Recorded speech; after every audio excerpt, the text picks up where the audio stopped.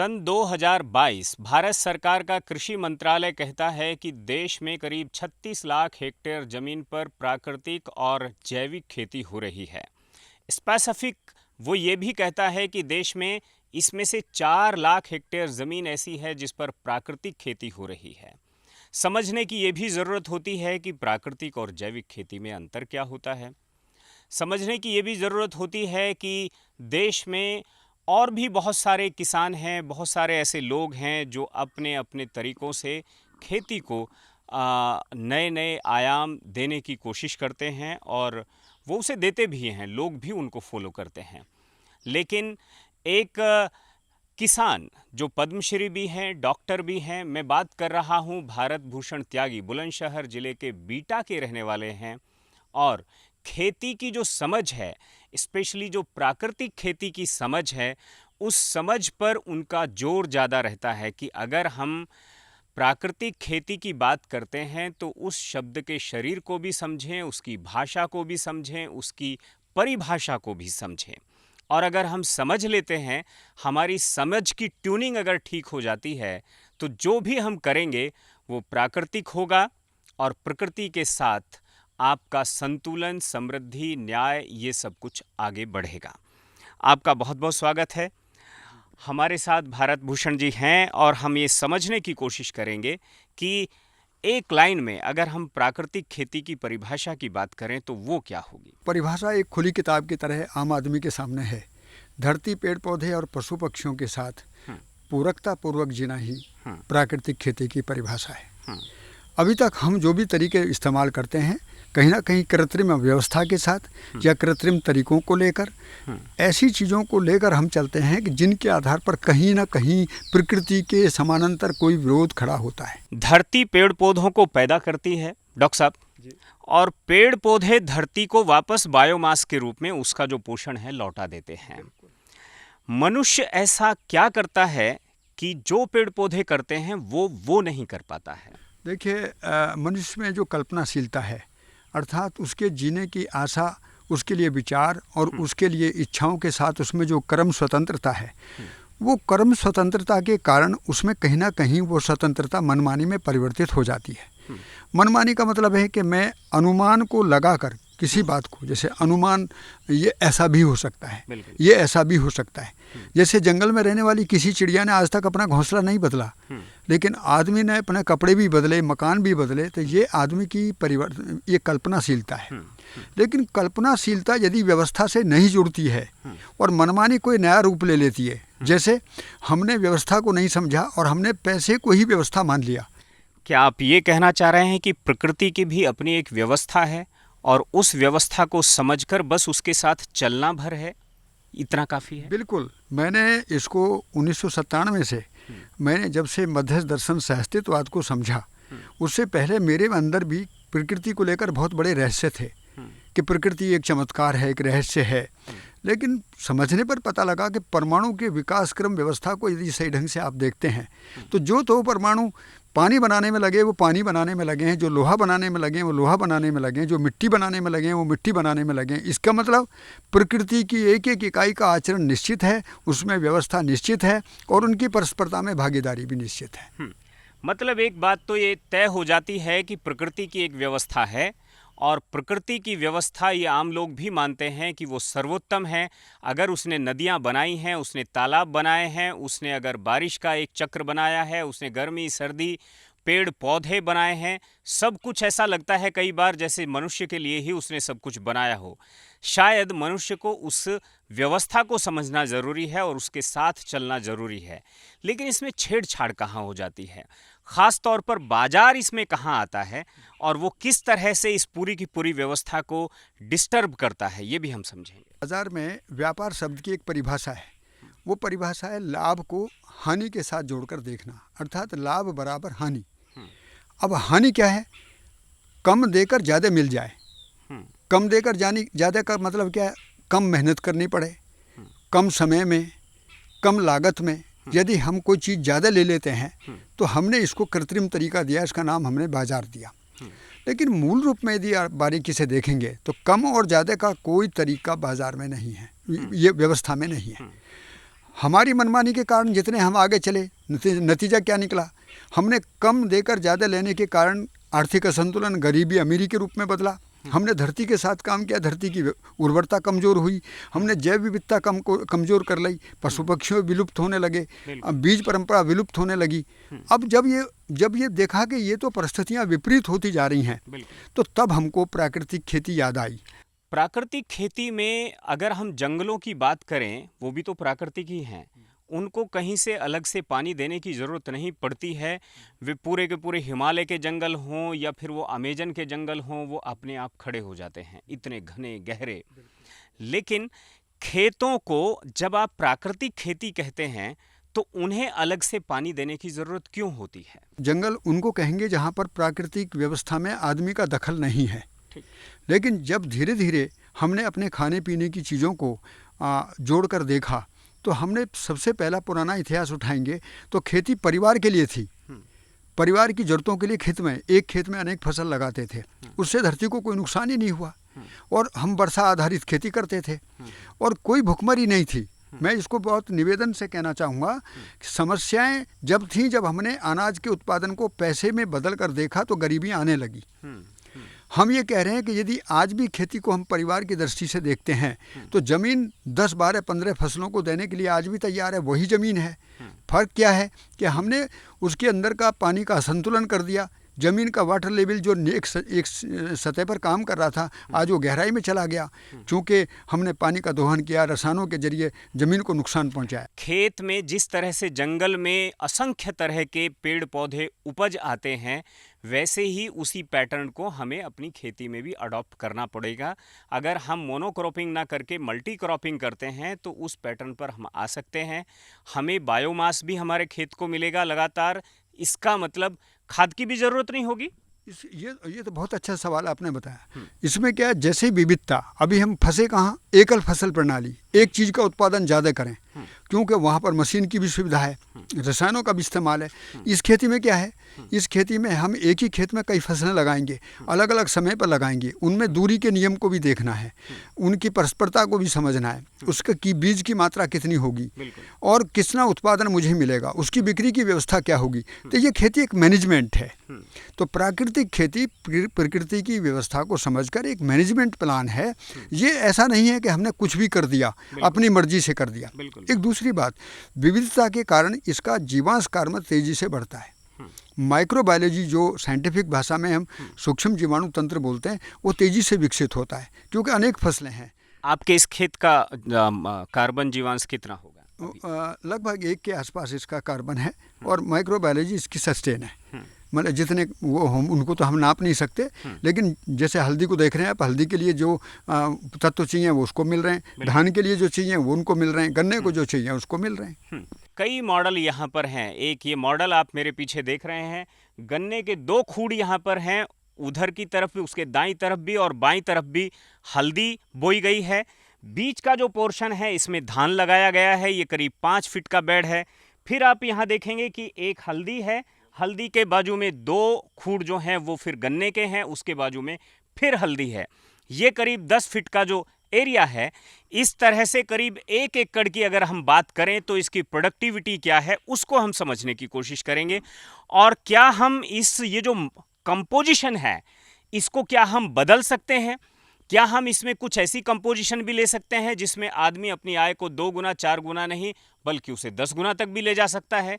ये सारा तो कंपोजिशन का खेल है और वहाँ के इकोलॉजी का भी खेल है शायद। बिल्कुल जी। अभी जैसे कई चीज़ों को हम यहाँ प्रयोग करते हैं। एक पहला प्रयोग है कि जंगली जानवरों का अटैक है, बंदर ज़्यादा हैं, नीलगाय हैं, या जो पशु किसानों ने छोड़ दिए हैं वो भी जंगल में घूम रहे हैं, तो उनसे किसानों को तकलीफ तो होती है। तो तब हमने देखा कि हल्दी की ज़रूरत है। हल्दी के बीच में गन्ने को भी नुकसान नहीं करते हैं, धान की फसल को नुकसान नहीं करते हैं। तो यहाँ पर एक तरीके का एक कंपोजिशन बैठाया।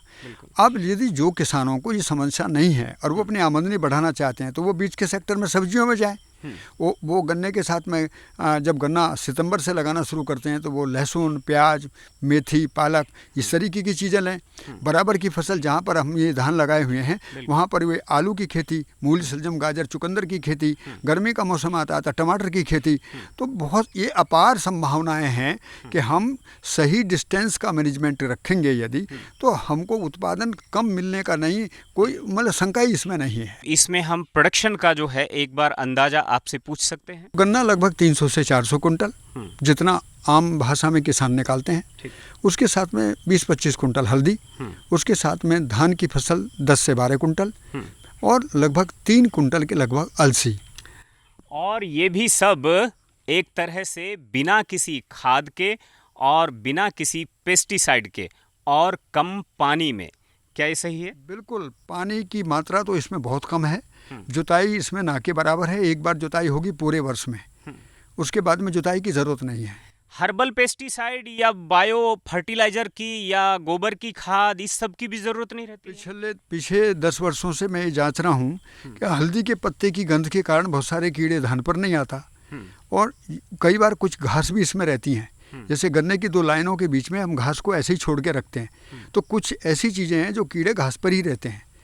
तो धान की फसल की सुरक्षा या हल्दी के कारण ये पूरी विविधता का एक खेल है जिसमें कीड़े मकोड़ों का नियंत्रण अपने आप बना रहता है, खरपतवारों का नियंत्रण अपने आप बना रहता है। बिल्कुल, मतलब इस मैकेनिज्म को भी समझना है आपको कि ऐसे कौन से पौधे आपको लगाने हैं जिनसे आपको बायोमास यानी प्राकृतिक रूप से ही खाद मिल जाएगी, और ऐसे पौधे भी आपको ध्यान में रखना है कि जिनसे आपकी जो फसल है उस पर कीट नहीं आएंगे, पेस्ट नहीं आएगा, और इस तरह से आप कीड़ों से भी बच जाएंगे और आपको खाद भी पूरी मिल जाएगी आपकी धरती को, और पानी की भी उसमें इस वजह से कम ज़रूरत होगी। हम यहाँ पर कई तरह के मॉडल हैं, आइए यहाँ पर एक एक करके हम मॉडलिंग आपको दिखाते हैं और समझने की कोशिश करते हैं कि आप कौन से मॉडल को अपना सकते हैं, आपके पास कितनी ज़मीन है उसके आधार पर। यूं ही कोई भारत भूषण त्यागी नहीं बन जाता है, उन्हें प्रकृति की पूरी समझ है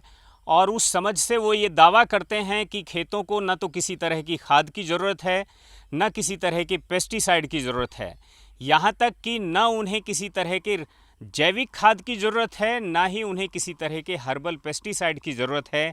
आपको पौधों की समझ है, आपको समय की समझ है, आपको दूरी की समझ है, तो ये सारी समझ आपको एक तरह से एक बेहतरीन किसान बनाने की तरफ ले जाती है।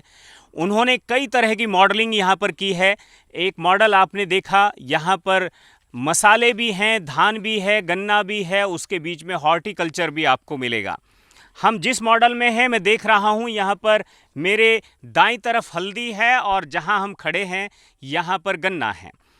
हम डॉक्टर साहब ये समझने की कोशिश करेंगे कि ये जो मॉडल है ये किस तरह के किसानों के लिए है।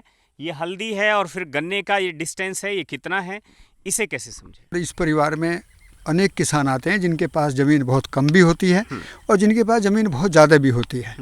तो अब हमको ये चीज़ें भी ध्यान रखने की ज़रूरत है कि 1 एकड़ से नीचे और 1 एकड़ से फिर बहुत ऊपर, माने 2 एकड़, 5 एकड़, 50 एकड़।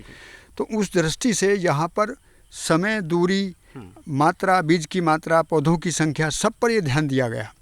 और ये भी ध्यान दिया गया कि किस में कितना मेहनत करना होगा। कई बार किसान मेहनत से डरते हैं, तो इस स्थिति में जो मॉडल में जहाँ हम खड़े हैं 6 मीटर की इसकी चौड़ाई है और 40 मीटर की लंबाई है, तो ये लगभग 240 मीटर बनते हैं। ये जिस क्यारी में हम खड़े हैं ये लगभग 200 मीटर की क्यारी है। बिल्कुल। और 200 मीटर का मतलब है कि 6 मीटर की चौड़ाई है और लगभग 30-35 मीटर लंबाई है। इसमें लगभग 80 ये बंच हैं, जो गन्ने के बंच में आपको दिखा रहा हूँ। ये आप लोग देख, ये जो पिलर है, ये पिलर जो हैं, और ये 5-5 गांठ के पिलर हैं। एक जगह हमने 5 गांठ लगाई हैं, तो 80 जगह माने 400 गांठ। 400 गांठ का मतलब 20 गन्ने। इसमें बीज लगाए कुल 20 गन्ने। ठीक है, इसमें प्रोडक्शन कितना आएगा? एक बंच जो है मुझको 40 किलो गन्ना देगा। लगभग 30 कुंटल गन्ना हमारा 200 मीटर जगह में से है। ये किसान भाई इसका गणित लगा सकते हैं। किसान भाई आसानी से गणित लगा सकते हैं कि 200 मीटर का मतलब है कि 1 एकड़ का मतलब 4000 मीटर का कितना हिस्सा हो गया? लगभग 20वां। और अब तो आपने इसमें जुताई करवा दी है, ये किस तरह से हो गई है या नलाई कराई गई है ये, और अब इसमें क्या तैयारी है?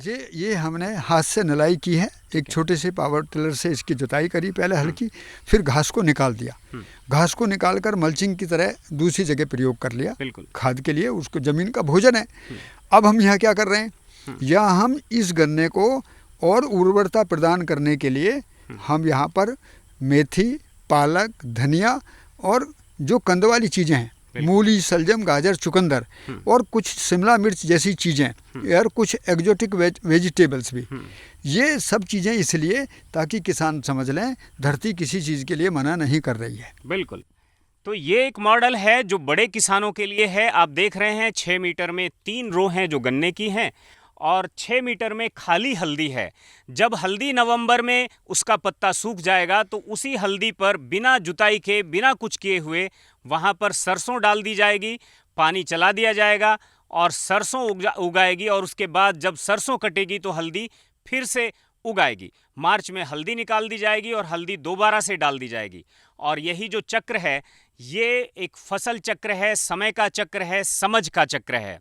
और इसी चक्र के साथ मैं आपको एक और मॉडल के साथ रूबरू कराता हूं। अगर आप सिर्फ 1 बीघा जमीन रखते हैं, बहुत छोटे किसान हैं, तो भी आप किस तरह से एक मॉडल को समझ सकते हैं। महज 1 बीघा जमीन, उस जमीन में गन्ना भी है, उस जमीन में अमरूद के पेड़ भी हैं, उस जमीन में लेमन ग्रास भी है, उसमें बांस भी है और भी कुछ है।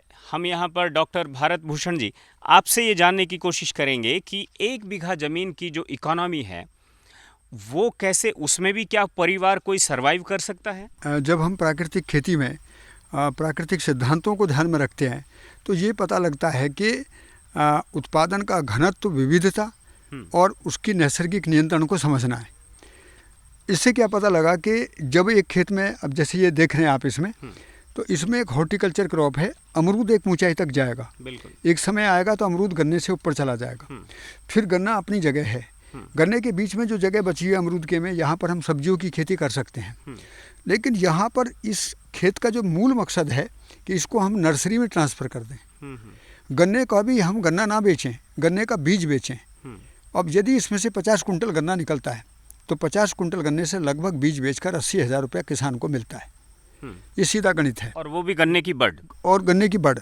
उसके बाद में यदि वो शेष गन्ने का रस निकाल कर बेचता है तो रस को वो सिरके में बदल सकता है और उससे भी 20-25 हज़ार रुपये की कमाई इसकी होगी, अधिक होगी।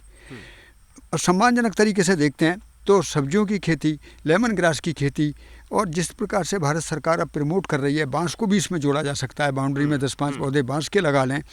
इन सब चीज़ों में यदि हम बीज पर केंद्रित हो जाएं, पौधशाला में बकायन के जो बर्मा ड्रैक है उसके पौधे बनाएं, तो इन चीज़ों की मांग गांव में बढ़ रही है। बिल्कुल। एक गांव में कम से कम 2-3 किसान आसानी से अपने 1 बीघे ज़मीन में भी 1-1.5 लाख रुपए निकाल सकते हैं, जो 10-12 हज़ार रुपये महीने की एक बहुत सम्मानजनक कमाई है। और ऐसी कई चीज़ें हैं छोटी बड़ी जिनको हम आपको दिखाने की और समझाने की कोशिश करेंगे। इसमें ये फार्मर प्रोड्यूसर कंपनी बना करके किस तरह से बाकी किसानों को जोड़कर उनका जो उत्पाद है उसको साथ में जोड़कर उसकी प्रोसेसिंग, उसकी पैकेजिंग, उसकी ब्रांडिंग और आउटलेट बनाने तक का जो सफ़र है वो किस तरह से पूरा होता है, आइए देखिए मेरे साथ। पद्मश्री डॉक्टर भारत भूषण त्यागी, उनका जो ये प्रयास है और उनका जो ये खेती का, प्राकृतिक खेती का जो उनका प्रवास है, इस प्रवास के दौरान उन्होंने खुद सीखा, लोगों को सिखाया। ये जो परिवार संस्थान है यहाँ पर रोज़ाना क्लासेस चलती हैं, देश भर के किसान नौजवान यहाँ पर आते हैं और अपने भविष्य के, भारत के लिए भविष्य की खेती को समझते हैं, सीखते हैं। यहाँ पर एक प्रोसेसिंग यूनिट है, उस प्रोसेसिंग यूनिट में जो इस एफपीसी से जुड़े हुए किसान हैं वो अपने प्रोड्यूस यहाँ तक पहुँचाते हैं या उनका प्रोड्यूस यहाँ तक आता है, उसकी यहाँ प्रोसेसिंग होती है, पैकेजिंग होती है और उसकी मार्केटिंग भी होती है। उन्हीं के जो सुपुत्र हैं दीपक त्यागी, वो मेरे साथ में हैं, वो इस एफपीओ के डायरेक्टर भी हैं। आपका स्वागत है सनसेट टीवी में। और हम जानने की कोशिश करेंगे कि ये इतिहास कहाँ से शुरू हुआ, ये कहानी कहाँ से शुरू हुई और अभी तक कहाँ तक पहुँची है। हम लोगों ने ये प्रयास तब शुरू करा जब हम लोग जैविक खेती करना प्रारंभ करें, तो हमारे पे धीरे धीरे हमें बाज़ार की समस्या आनी शुरू हुई। हमने कुछ चीज़ें प्रोसेस करके बेचना चाहा, तो बाज़ार में मिलावट के कारण वो प्रोसेस आइटम हमारे बाज़ार ने नहीं खरीदे। मतलब जिनसे हमने परचून का सामान आज तक खरीदा उस समय तक, उन्होंने हमारे से बाई प्रोडक्ट के रूप में जो हमने हल्दी पाउडर तैयार करके दिया उन्होंने नहीं लिया। उनका कहना था कि ये उतर जाता है। तो मैंने कि मेहंदी होती तो उतर जाती, हल्दी है उतरेगी नहीं। तो उससे हमारे को धीरे धीरे प्रयास मिला। फिर हमारे पिताजी ने हमको सिखाया, पापा ने, कि भाई किसान अगर अपने माल को खुद प्रोसेस नहीं करेगा तो उसका बाज़ार दूसरे के हाथ में ही रहेगा, वो कभी भी अपने पैरों पे खड़ा नहीं हो पाएगा।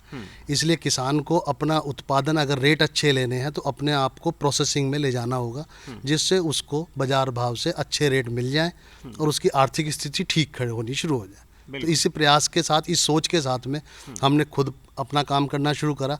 धीरे धीरे इस प्रयास, इस विचार से जो किसान भाई धीरे धीरे लोकल क्षेत्र से, अदर जिलों, राज्य से जो जुड़ते चले गए, वो जुड़ने के क्रम में यही हमारे को बेनिफिट हुआ कि उनके लिए मार्केट एक समस्या बनती चली गई धीरे धीरे, क्योंकि अच्छा करना सब चाह रहे थे।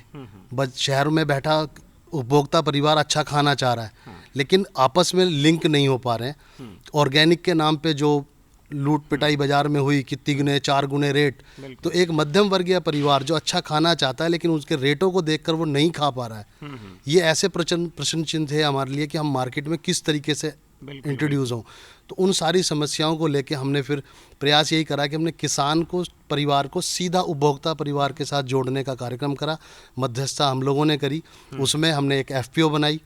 FPO बना के हमने किसान जो उसमें जुड़े वो, प्लस अलग अलग राज्यों में जहां हमें सर्टिफिकेशन के कार्यक्रम मिले या अच्छे किसान मिले, हमने उनके सामानों को भी तैयार करा।